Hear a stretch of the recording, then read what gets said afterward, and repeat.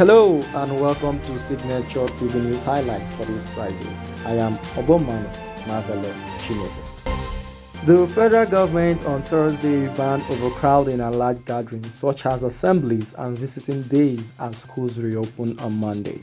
The Minister of Education, Adamu, in a statement issued by the Director of Press, Federal Minister of Education, Ben Gog, said that the federal government has also put limitations to class sizes, hostel occupancy, and asked schools to ensure compulsory wearing of face masks by all students, teachers, and workers, as well ensure temperature checks and put hand washing facilities in strategic locations in all schools. The government also asked school authorities to ensure constant supply of water, hand sanitizers, and make available functional health clinics with facilities for isolation and transportation of suspected cases to medical facilities.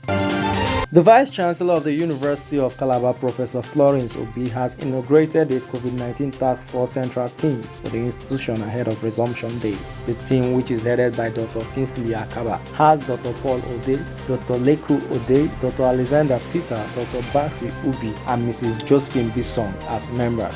While inaugurating the task force, Obi charged members to coordinate all the terms of reference as established by the Presidential Task Force and the Nigerian Center for Disease Control in the campus. The Lagos State chapter of the Nigerian Medical Association has expressed concern over the increase in the rate of COVID-19 infections among health workers in the state. The state chairman and secretary of the association, Dr. Adetuji Adenikan, and Dr. Ime Okon, in a joint statement on Thursday, advised doctors in the state to be more safety cautious. They said the events of the last few weeks have been quite unprecedented and very shocking within the medical community of Lagos State. The former Minister of Education, Ezekwesili, has called for a paradigm shift in Nigeria's leadership and political system. Ezekwesili, at the inauguration of the School of Policy, Politics and Governance held virtually on Thursday, advocated a change in the way the country is being governed. The acting director general of the school, Dr. Alero Ayida Otobo, said the School of Policy, Politics and Governance was one of the three pillars of the Fixed Politics Initiative, which seeks to elevate citizens to their rightful place.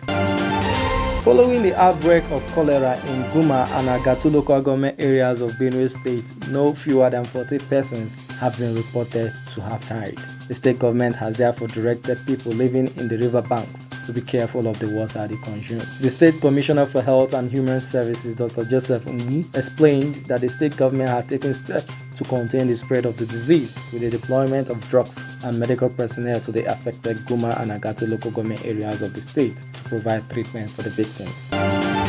Gunmen on Thursday kidnapped a former member of the Bauchi State House of Assembly, Abdulmumuni Ningi. The Bauchi Police Public Relations Officer Ahmed Wakil, who spoke on Friday morning, said that the victim was kidnapped within Bauchi Metropolis, adding that the former lawmaker was trailed in a gold-colored car to his house around the Bauchi State Agricultural Development Program area at Issa Yuguda Guest House by his abductors, who were 4 in number. The command spokesman called on residents to be security conscious and take note of vehicles and motorcycles that may be trailing them. That's the Signature TV News Highlight. For details, please visit www.signaturetv.org.